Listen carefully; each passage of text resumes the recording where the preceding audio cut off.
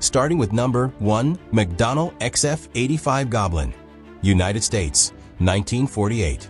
The XF-85 Goblin was one of the strangest ideas the United States Air Force ever seriously pursued.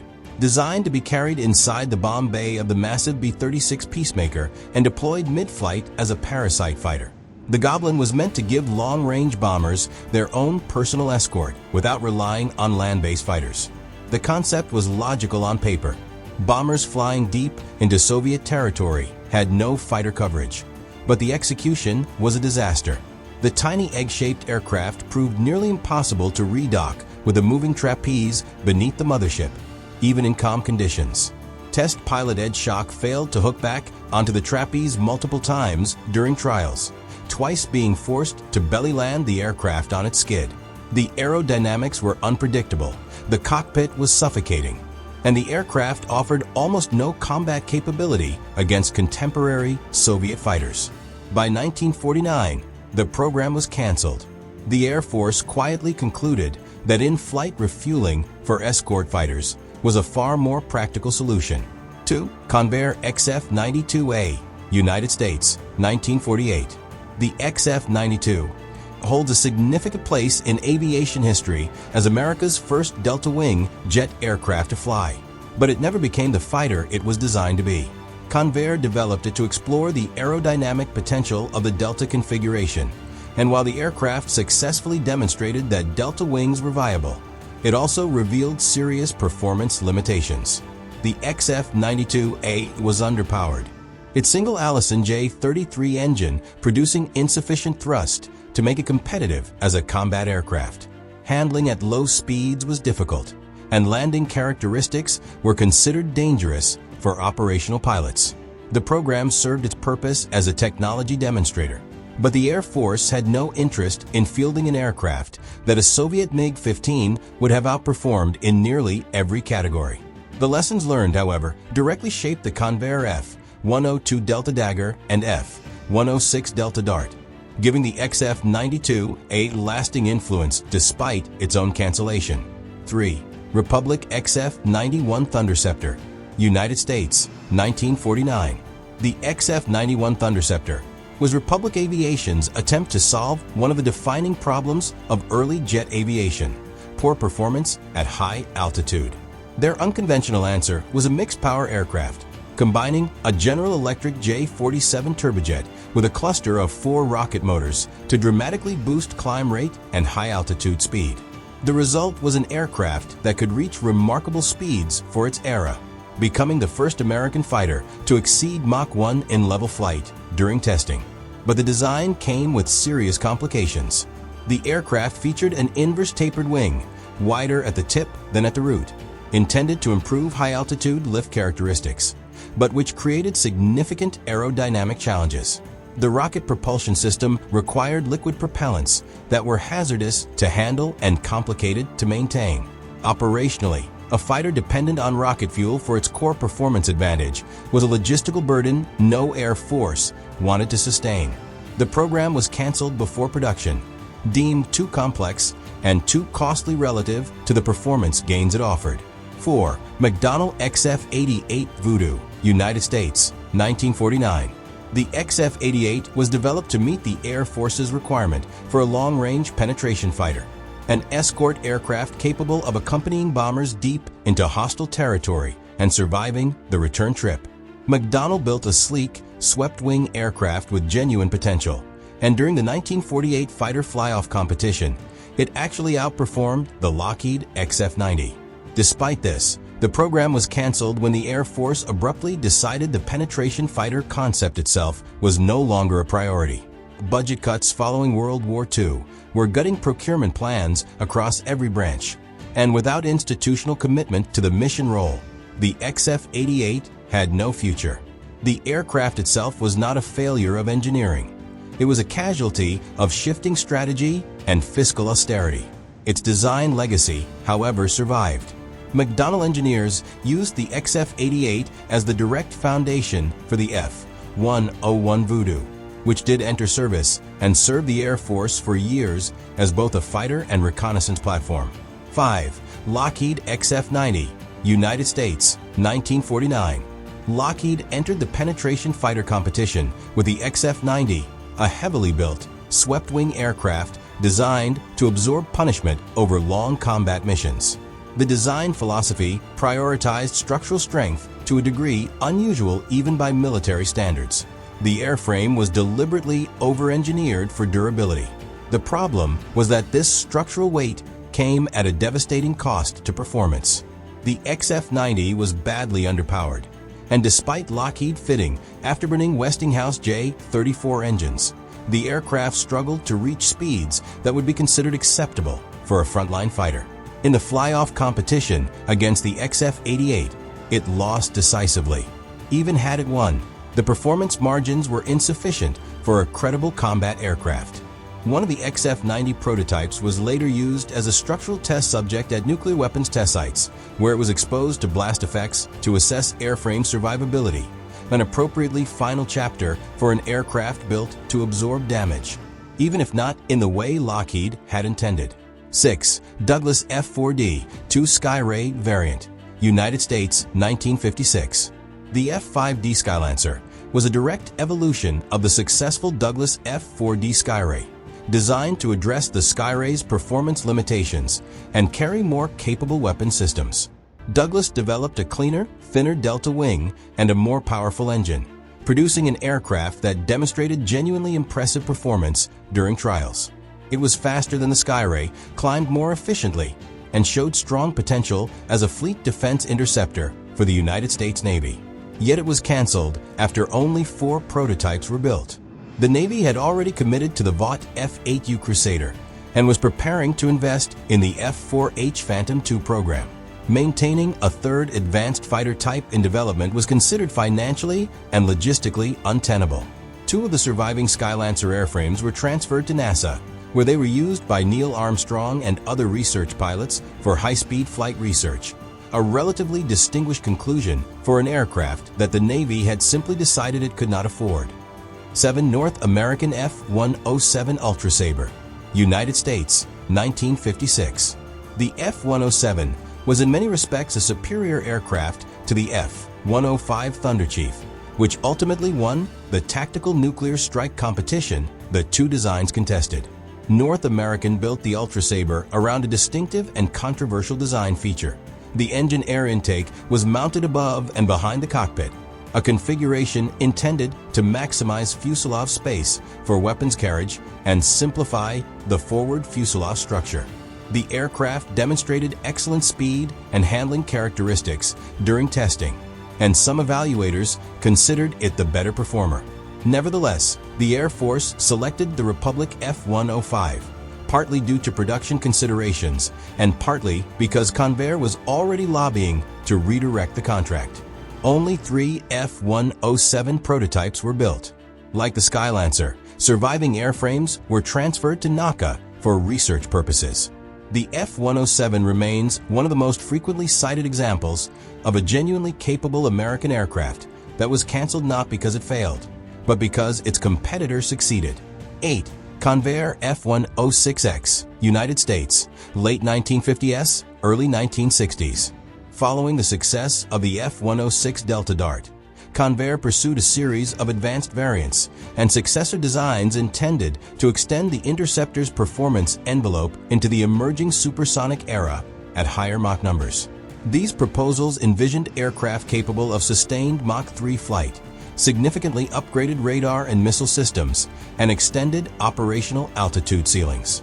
The Air Force showed interest, but ultimately determined that the development investment required could not be justified for what remained a single mission interceptor with no ground attack capability.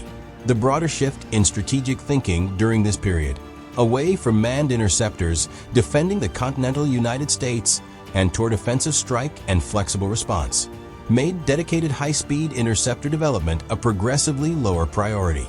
The proposals were shelved, and the F-106 itself soldiered on well into the 1980s without the successor Convair had hoped to provide. 9. Bell D-188A, United States, 1958. Bell Aircraft proposed the D-188A as a supersonic vertical takeoff and landing fighter, combining two capabilities that no production aircraft had yet successfully unified at combat-viable performance levels. The concept called for 8 turbojet engines, some providing vertical lift, others providing horizontal thrust, integrated into a relatively conventional-looking airframe. The operational appeal was significant. A fighter that could operate without prepared runways would be far less vulnerable to the airfield attacks that planners increasingly feared in a European war scenario. Bell invested considerable design effort in the proposal, but the technical obstacles were formidable.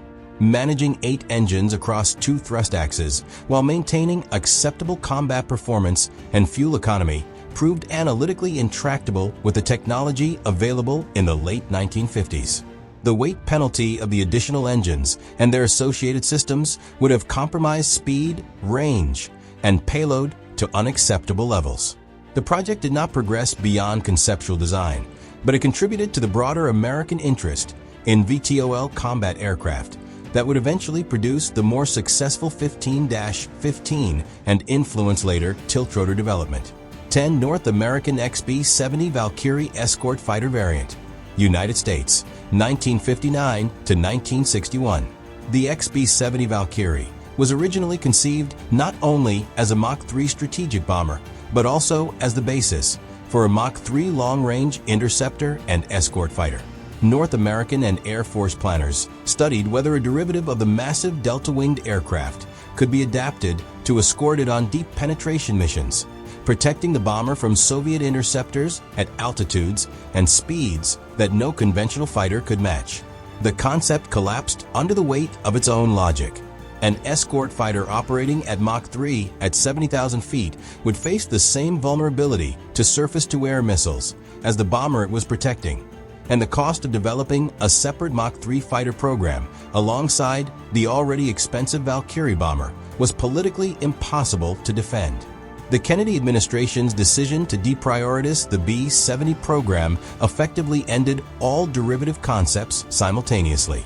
The 2 XB-70 research aircraft that were built remain among the most extraordinary machines ever flown, but the combat fleet they were meant to lead never materialized.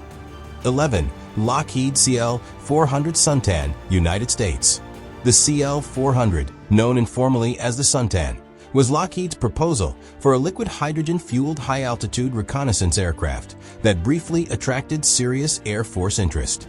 Within the broader Suntan program, derivative fighter concepts were also studied, examining whether the extreme altitude performance achievable with hydrogen propulsion could be translated into an interceptor capable of reaching Soviet high-altitude aircraft. The fundamental problem was the fuel itself. Liquid hydrogen requires cryogenic storage, presents extreme fire and explosion hazards, and demands ground infrastructure that would be practically impossible to deploy at forward operating bases. The energy density advantages of hydrogen over conventional jet fuel were real, but the logistical and safety costs were prohibitive. Kelly Johnson's Skunk Works team eventually concluded that the problems were unsolvable within realistic operational constraints, and the entire Suntan program was quietly canceled in 1959 without a prototype ever flying. The reconnaissance mission it sought to fulfill was subsequently addressed by the far more successful Lockheed A-12. 12. Convair XF-92 successor, United States, early 1960s. As the CIA and Air Force intensified their search for a successor to the U-2 reconnaissance platform following Francis Gary Powers' shoot-down in 1960, Convair developed a series of highly classified proposals under designations including Fish and Kingfish. While these were primarily reconnaissance aircraft, their performance requirements, Mach 3 cruise, extreme altitude, low radar cross-section, placed them firmly in the realm of advanced fighter-adjacent technology. Kingfish in particular incorporated early stealth shaping principles and a design philosophy that in some respects anticipated later stealth aircraft development. Lockheed's A-12 proposal ultimately won the competition, and Convair's designs were canceled without flying. The classified nature of the competition meant the technical merit of the Convair proposals was not publicly understood for decades. When the documentation was eventually released, engineers recognized that Kingfish had incorporated genuinely innovative radar signature reduction concepts that Lockheed's winning design had not fully matched. 13. General Dynamics F-111B, United States, 1965. The F-111B represents one of the most consequential and expensive cancellations in United States Navy history. The aircraft grew out of the politically mandated tactical fighter experimental program, under which Secretary of Defense Robert McNamara forced the Air Force and Navy to develop a single common airframe to serve both services' requirements simultaneously. The Air Force received the F-111A, which despite a troubled development eventually served with some distinction. The Navy's F-111B was a catastrophe. The aircraft was dramatically overweight for carrier operations, exceeding the Navy's weight limits by thousands of pounds despite repeated redesign efforts by General Dynamics and Grumman. Fleet pilots who flew evaluation sorties reported that the aircraft's handling characteristics were unsuitable for the precision required in carrier approach and landing profiles. The weight problem proved structurally intractable. The fundamental geometry of the variable sweep wing system and the heavy avionics suite demanded by the Navy's fleet defense mission could not be reconciled with carrier size and weight constraints. Congress canceled the F-111B in 1968, and the Navy immediately redirected its efforts toward what became the Grumman F-14 Tomcat, a decision that ultimately produced one of the finest carrier fighters ever built. 14. Lockheed CL-1200 Lancer, United States, 1971. The CL-1200 Lancer was Lockheed's entry in the International Fighter Aircraft Competition of the early 1970s, a program designed to offer a capable but affordable fighter to allied nations seeking an alternative to the increasingly expensive F-4 Phantom and the not-yet-proven F-16. Lockheed designed the Lancer around a heavily modified F-104 Starfighter airframe, incorporating a new larger wing, updated avionics, and a more powerful engine. The concept was to offer Allied air forces a familiar, supportable aircraft with meaningfully improved capability at a price point below the new generation fighters emerging from American industry. The competition was won by the Northrop P-530 Cobra concept that evolved into the F-5 series, and the Lancer failed to secure either domestic or significant export interest. Without a launch customer, Lockheed could not justify prototype construction, and the program ended on paper. The F-104 lineage it sought to extend was itself fading from frontline service across NATO, removing the market rationale the Lancer depended upon. 15. Northrop P-530 Cobra, United States, 1971. The P-530 Cobra was Northrop's private venture proposal for a lightweight, highly maneuverable air superiority fighter developed during the same period that produced the Air Force's lightweight fighter competition. The Cobra featured twin engines, a wide lifting body style fuselage, and design characteristics that prioritized agility over outright speed, a philosophy that reflected the lessons being drawn from Vietnam-era air combat analysis. Northrop was simultaneously developing the YF-17 for the official lightweight fighter competition, and the two designs shared conceptual DNA. When the YF-17 lost that competition to the General Dynamics YF-16, the P-530 lost the export market rationale it had been designed to capture. The design did not disappear entirely. It was substantially developed into the FA-18 Hornet through a partnership with McDonnell Douglas after the Navy selected the YF-17 derivative for its own requirement. The Cobra itself, however, was never built. Its legacy absorbed entirely into aircraft that carried other designations. 16. General Dynamics Model 401, United States, 1972. As General Dynamics developed what would become the F-16 Fighting Falcon, internal studies explored a range of alternative configurations and enlarged derivatives under various model numbers, including the Model 401. These studies examined a twin-engine variant of a lightweight fighter concept that would offer greater thrust, improved combat persistence, and enhanced survivability compared to the single-engine YF-16. The twin-engine configuration was of particular interest because it addressed the single-engine aircraft's vulnerability over hostile territory, a concern that would persist throughout the F-16's operational life and that foreign buyers consistently raised when evaluating the type. The Air Force determined that the weight, cost, and complexity penalties of the twin-engine approach were incompatible with the lightweight fighter philosophy that had motivated the entire competition, and the Model 401 was not developed further. The single-engine F-16 proceeded to become one of the most successful and widely exported fighters in history, though the twin-engine debate surrounding it never entirely subsided. 17. Rockwell XFE-12A, United States, 1977. The XFE-12A was one of the most technically ambitious failures in American naval aviation history. Rockwell designed the aircraft to combine supersonic performance with vertical takeoff and landing capability for United States Navy carrier and small deck operations, using an innovative thrust augmentation wing system that channeled engine exhaust through specially designed wing and canard surfaces to generate vertical lift. The concept was elegant in theory.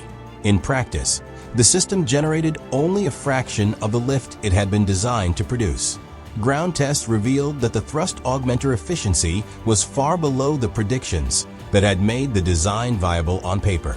The aircraft was incapable of lifting itself vertically even without pilot or weapons load. Rockwell and Navy engineers worked to resolve the deficiency, but the fundamental fluid dynamic assumptions underlying the augmenter design proved to be incorrect. The program was canceled in 1981 after years of expensive testing without a single successful vertical flight. It remains a textbook case of an aircraft whose core technology failed to perform as its underlying physics models had predicted. 18. Grumman F-14 Quick Strike, United States, late 1970s, early 1980s. Throughout the late 1970s and into the 1980s, Grumman pursued a series of enhanced Tomcat variants that would expand the F-14's role from pure fleet defense interceptor into a multi-mission strike aircraft capable of delivering precision ground attack munitions alongside its primary air superiority function. The Navy showed periodic interest, and some variants, including the F-14D with digital avionics, did enter limited production. But the more ambitious quick strike concept, which would have given the Tomcat a dedicated precision strike capability to rival dedicated attack aircraft, failed to secure the funding and procurement commitment needed for full development. Budget pressures, combined with Navy skepticism about complicating the Tomcat's specialized interceptor identity, repeatedly stalled the program. The A-6 Intruder and later the F/A-18 Hornet were considered sufficient for the strike mission the Quick Strike would have assumed. When the Cold War ended and defense budgets contracted sharply, the remaining Tomcat enhancement programs were canceled, and the F-14 itself was retired in 2006 without the multi-role transformation Grumman had spent years pursuing. 19. McDonnell Douglas F-15 SDOL, United States, 1988. Throughout the 1980s and into the 1990s, McDonnell Douglas pursued a series of advanced F-15 derivative concepts under various programs, the most visible of which was the Short Takeoff and Landing Maneuver Technology Demonstrator, the F-15 SDOL MTD. This aircraft incorporated thrust vectoring nozzles and canard foreplanes to demonstrate radical improvements in low-speed maneuverability and the ability to operate from damaged, shortened runways. The technology demonstrator successfully proved its aerodynamic concepts, achieving precisely the enhanced agility and short field performance it had been designed to demonstrate. However, the Air Force declined to proceed with an operational derivative. The investment required to redesign the F-15 production line around these features could not be justified when the service was already committed to the F-22 Advanced Tactical Fighter program, which promised to deliver superior performance across every relevant metric. The SDOL MTD technology was not wasted. Several of the thrust vectoring and flight control concepts it demonstrated were studied by engineers working on subsequent advanced aircraft development. 20. Lockheed YF-22 Naval Variant, United States, 1988 to 1992. When the Air Force launched the Advanced Tactical Fighter competition that ultimately produced the F-22 Raptor, the Navy simultaneously pursued a parallel program called the Naval Advanced Tactical Fighter, intended to replace the F-14 Tomcat with a fifth-generation carrier-based air superiority aircraft. Both Lockheed and Northrop submitted carrier-adapted derivatives of their ATF proposals, the NATF-22 and NATF-23, respectively. The Navy's requirements called for a variable sweep wing to reconcile carrier approach speeds with high-speed performance, adding weight and complexity to designs that were already pushing the boundaries of affordable technology. As the Cold War ended and the Soviet naval aviation threat that had driven the F-14's development evaporated, the strategic urgency behind the NATF program diminished rapidly. The program was canceled in 1992 as defense budgets contracted in the post-Cold War drawdown. The Navy ultimately addressed its fighter replacement requirement with an expanded buy of the FA-18EF Super Hornet, a capable but less revolutionary solution than the NATF would have represented. If you think we missed a canceled American jet fighter, let us know in the comments below. And for more military aviation history, secret projects, and forgotten aircraft, make sure to subscribe. Thanks for watching, and we'll see you in the next one.